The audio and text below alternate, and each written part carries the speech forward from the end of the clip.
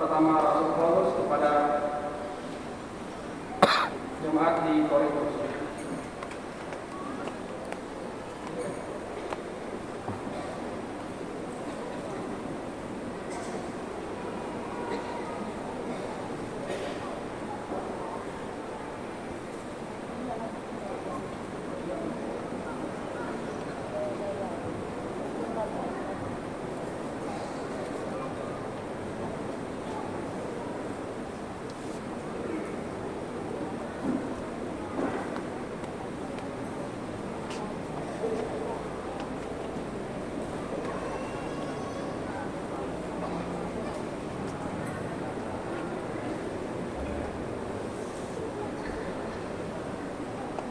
Bacaan dari surat pertama Rasul Paulus kepada jemaat di Korintus. Saudara-saudara, tidak seorang pun dapat mengaku Yesus adalah Tuhan selain oleh Roh Kudus.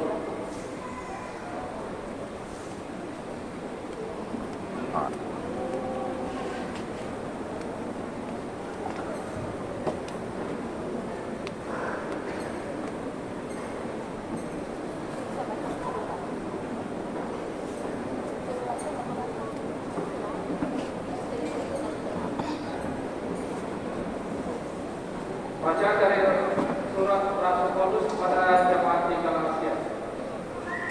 Saudara-saudara, hiduplah oleh Roh, maka kamu tidak akan menuruti keinginan daging.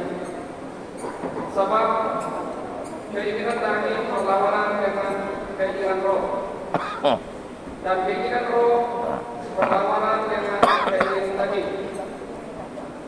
Oleh karena keduanya bertentangan, sehingga setiap kali kamu tidak melakukan apa yang kamu kehendaki.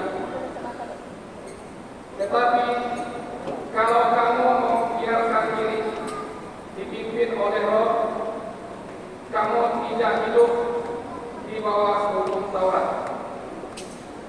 Perbuatan daging telah nyata, yaitu percabulan, kecemaran, hawa nafsu, penyembahan berhala, sihir, perseteruan, percekcokan, iri hati, amarah, kepentingan diri sendiri, pencitraan, roh pemecah, dan kedengkian, kemabukan, pesta pora, dan sebagainya.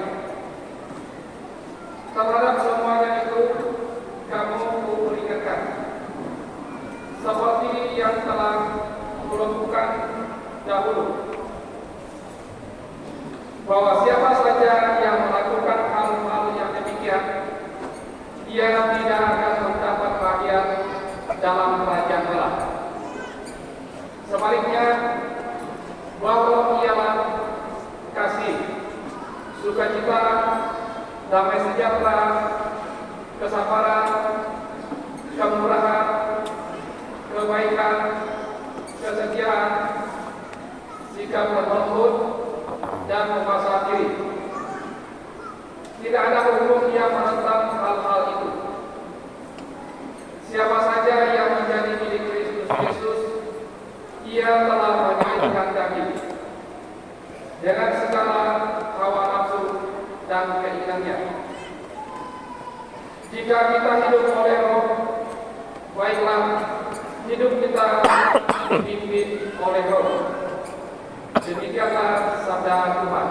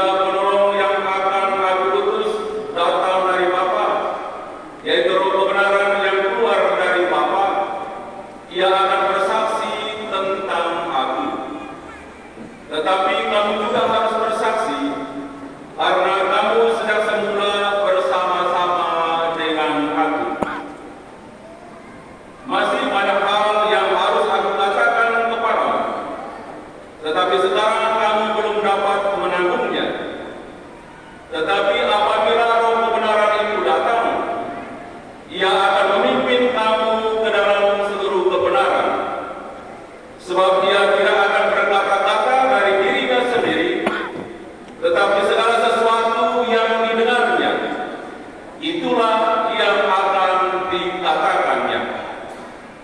Dan ia akan memberitakan kepadamu hal-hal yang akan datang.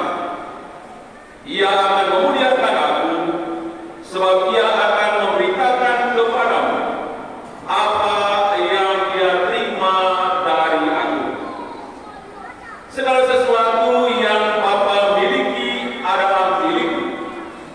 Sebab itu aku berkata, ia akan memberitakan kepadamu apa yang diterima dari aku.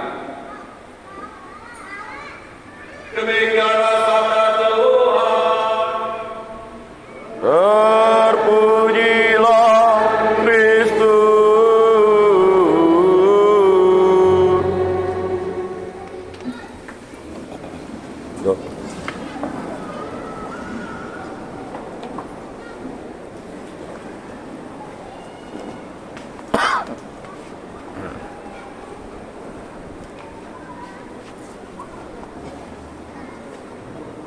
Utuslah roh-Mu ya Tuhan, dan baharuilah seluruh muka bumi.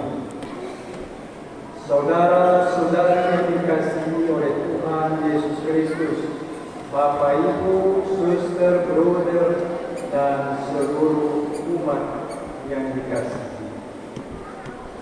Hari ini tergenapilah janji Tuhan bahwa Yesus memohon supaya roh kebenaran, roh penghibur dicurahkan kepada kita. Roh itu dilukiskan sebagai Parakletos, bukan manusia, tetapi roh Tuhan. Seringkali kita mendengarkan kata roh, yang mana kita terjemahkan dalam bahasa daerah. Roh dari kata ruah. Ruah antara lain berarti hidup, antara lain berarti nafas, antara lain juga berarti angin, ruah. Tapi dalam hal ini roh Tuhan adalah roh kudus yang dicurahkan atas para rasul dan kita sekalian. Bersama para murid, saudara-saudari terkasih, hari ini kita menerima pencurahan roh kudus. Karena itu kita mengatakan, datanglah ya roh kudus. Saudara-saudari terkasih, bacaan pertama tadi dari Kisah Rasul melukiskan bagaimana Tuhan sebagai seorang pribadi yang merencanakan segala-galanya sejak awal hingga sekarang dan akan datang. Tuhan sendiri punya cara pikir berbeda dengan cara pikir manusia. Tuhan sendiri punya keinginan yang berbeda juga dari kehendak manusia. Kita sekalian tahu bagaimana Yesus menjanjikan akan mohon kepada Bapa untuk mengutus Roh Kudus. Dan hari inilah peristiwa Pentakosta.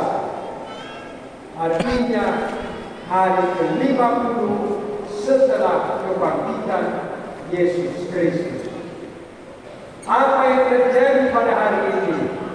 Yang terjadi pada hari ini adalah munculnya tanda-tanda pemberitahuan. Tuhan sering memberikan tanda-tanda yang terkadang susah dipahami manusia. Tanda pertama ialah tanda pendengaran. Tuhan ciptakan kuping kita dua, punya maksud. Kalau mendengarkan dua kali, bukan karena saya berkhotbah saya katakan begitu, bukan. Memang sudah dari sangat dari kodratnya bahwa manusia mendengarkan, dan Tuhan berikan 2 kuping 2 kali mendengar. Tapi kadang-kadang manusia sering tutup kuping.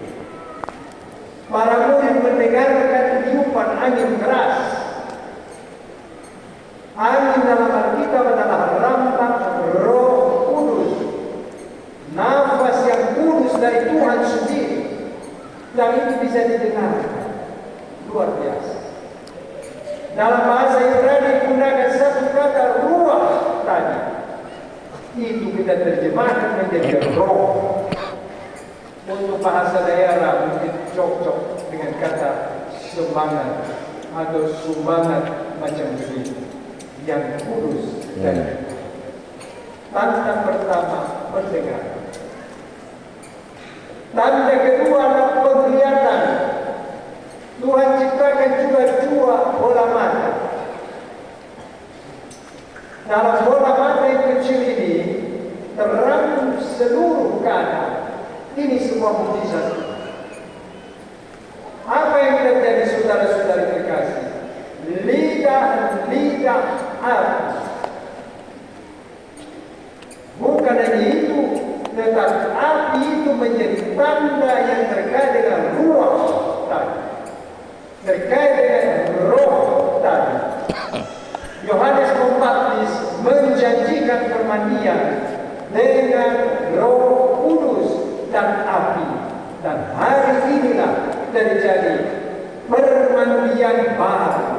Permandian bukan lagi dengan air yang bisa kering, tetapi dengan ruah, dengan roh, dengan api, tidak pernah kering dan tidak pernah selesai.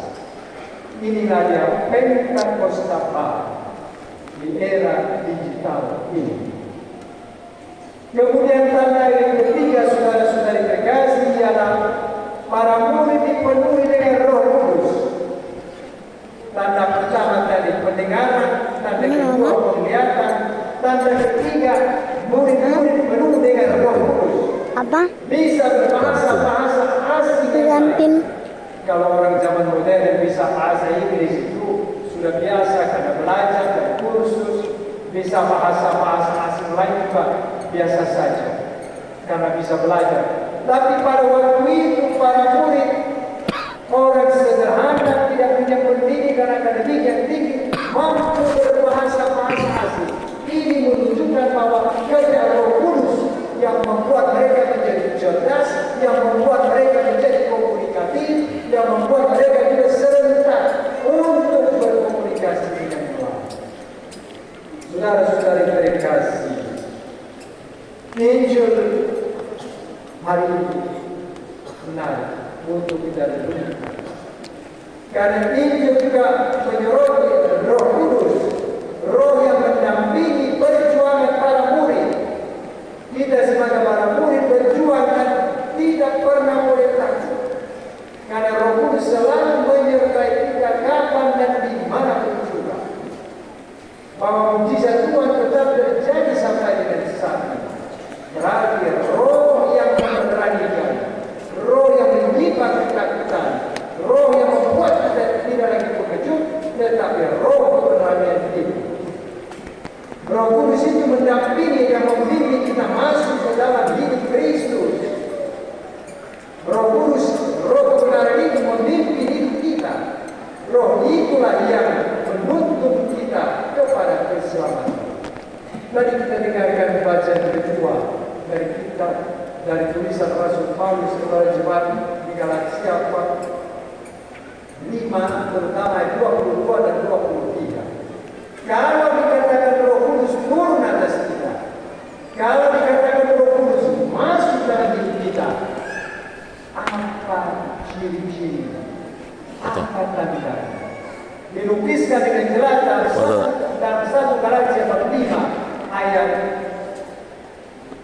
22 sampai dengan 25 ada cinta kasih. Jadi kalau orang suka membenci, itu menyakiti diri sendiri. Mencintai orang lain berarti menyembuhkan diri. Tinggal pilih mau mencintai atau mau membenci orang. Membenci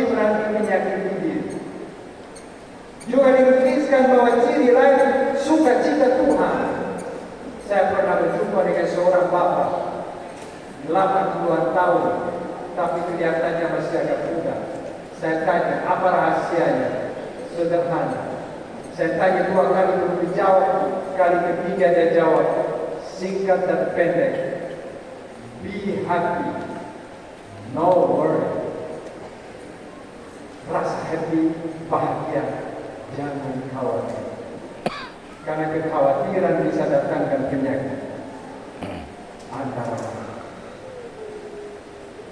Jadi hari ini Roh Kudus turun, lihat, sukacita, dan tiada kecemasan apa-apa. Ciri lain adalah damai sejahtera. Ini mahal. Di mana-mana diusahakan damai. Kalau sebuah gelas yang bagus kita pegang, jatuh ke lantai pecah, kita perbaiki kembali, sudah ada bekas. Jadi kalau begitu pelihara baik-baik, persahabatan yang baik, komunitas yang sudah bersatu, paroki yang sudah bersatu, paroki yang sudah rukun, dipelihara baik-baik. Jadi benih-benih pertengkaran, perselisihan, kebencian, segala macam itu disingkirkan. Ini maksudnya Roh Kudus turun. Bukan hanya itu, tapi juga kesabaran, saudara-saudari berkasih. Sabar. Ada yang namanya sabar. Saya selalu katakan kalau mau belajar sabar, belajar dari sakti. Umumnya khususnya panjang. Orang yang sabar khususnya panjang, orang yang kurang sabar khususnya pendek. Nanti pulang ke rumah masing-masing ukur khususnya panjang dan pendek. Kemurahan, murah hati, tidak terlampau boros, tidak terlalu kikir. Murah hati mau memberi. Ini semangat kita yang murah hati. Dan memberi kita menerima. Kalau tidak pernah memberi, tidak akan terima apapun juga. Kehidupan kita seperti air yang mengalir terus mengalir. Sesudah air ini saya buang, datang lagi air yang baru. Ini dia. Mau murah hati. Menolong orang juga murah hati. Meringankan derita orang juga murah hati. Bukan hanya itu, tapi juga dikatakan kebaikan. Kalau kejahatan tidak usah diajarkan, otomatis dengan sendiri. Kalau mengajarkan kebaikan seumur hidup pun seringkali tidak dilakukan. Ini adalah buah-buah roh yang luar biasa yang perlu kita miliki kalau kita katakan benar kita mengalami Pentakosta. Saudara-saudari terkasih Tuhan Yesus Kristus. Bapak Uskup hari ini berikan sakramen Krisma. Jadi tidak bisa hadir malam upacara sholat kelima. Pastor paroki Bunda Maria Juru. Disampaikan salam kita dan sekaligus kita sekali kenal Pastor Tio sudah 16 tahun bekerja dan melayani umat di Paroki Juru. Saya pikir kita berikan aplaus.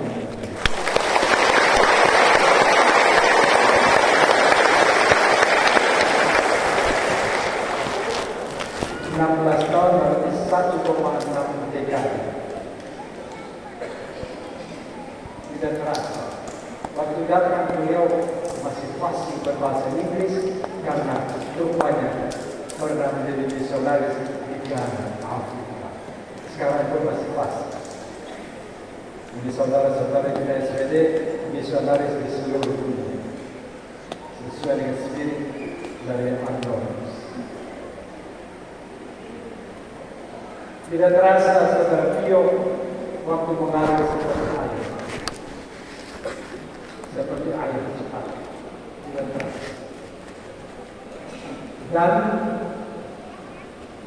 tugas pelayanan sebagai pastor paroki ini akan mengambil estafet diserahkan kepada Pastor Hieronymus Burmeturjoyo juga dari Serikat Sabda Allah SPD yang sudah saya dengar kalau salah minta maaf 11 tahun Pastor paroki di Ayam. Kita berikan aplaus.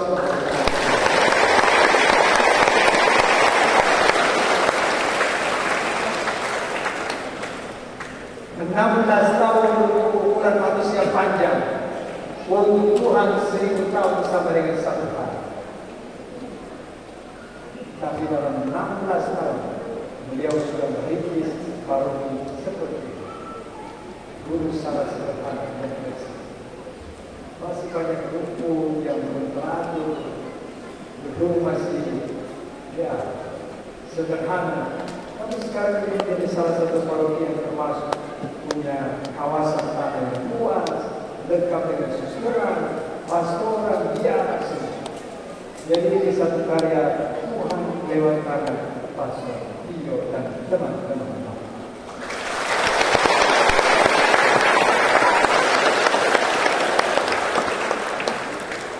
Pio dari kata dasar Pius bahasa Latin artinya orang yang sabar.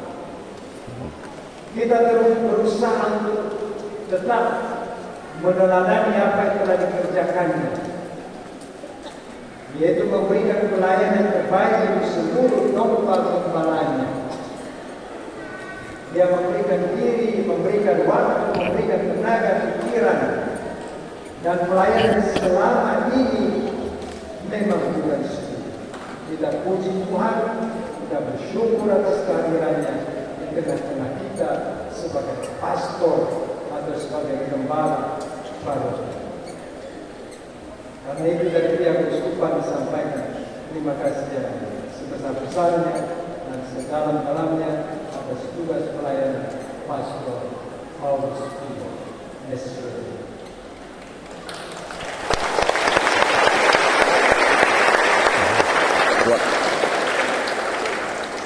Kita juga yakin bahwa pencurahan Roh Kudus pada hari ini menggenapi Father Pio dalam pelaksanaan tugas sebagai kepala paroki.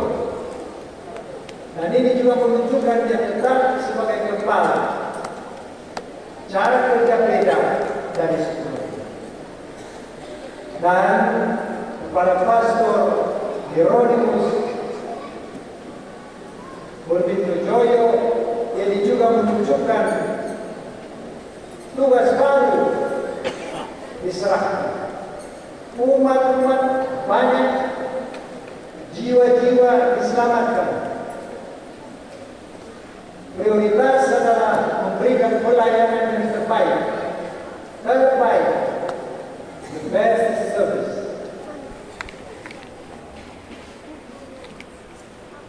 Ini bisa berjalan baik kalau umat bekerja sama dengan Pastor Paulus. Dan segenap BPP harian juga termasuk kita.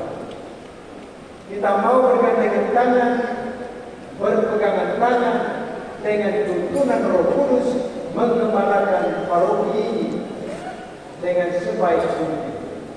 Kita teruskan apa yang sudah baik dan kita kembangkan, kita tingkatkan yang sudah dicapai dengan positif selama ini. Karena itu pada kesempatan ini secara ringkas disampaikan selamat bertugas kepada Pastor Hieronymus Joyo SPD dan terima kasih banyak kepada Pastor Paulus Pio atas pelayanannya selama 16 tahun di paroki Bunda Maria Jerusalem. Kita yakin bahwa Pastor Hieronymus akan cepat merasa kerasan di paroki ini, akan bertekun menggembalakan domba-domba, mencari domba-domba di mana berada, jangan sampai sesat atau yang loncat pagar dalam paroki ini. Dan Tuhan Yesus tetap menyertai, menolong kita semua di mana dan kapanpun. Tuhan memberkati senantiasa. Utuslah Roh